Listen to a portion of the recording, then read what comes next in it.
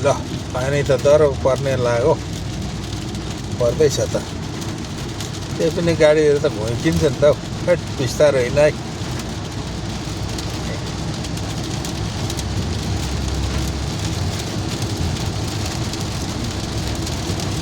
यो भर्खर परेको पानी हो अनि यसमा चाहिँ होसियार हुनुपर्छ नभएदेखि यो चिप्लिन्छ यो एकचोटि पखालियो बाटो पखालिएपछि मात्रै कुद्न सकिन्छ नभएदेखि चाहिँ एकदमै डरमर्दो हुन्छ चिप्लिन्छ यो सबै तेलहरू त्यो ओइलहरू चुहिएको हुन्छ अनि पानीले भिजेपछि अरू चिप्लो भएर बसेको हुन्छ त्यो भएर एकदम बिस्तारै हिँड्नुपर्छ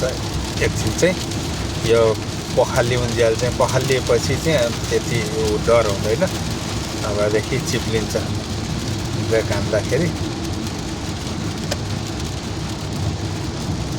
ल यताबाट जानुपर्छ कटेर यता जानुपर्छ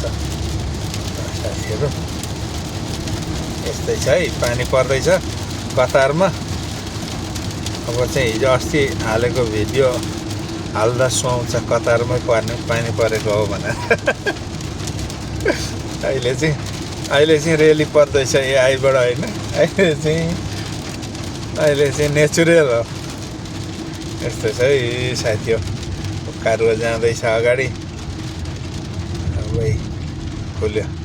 सिङ्गल पनि हुन्छ साथीहरू बाई बाई बाई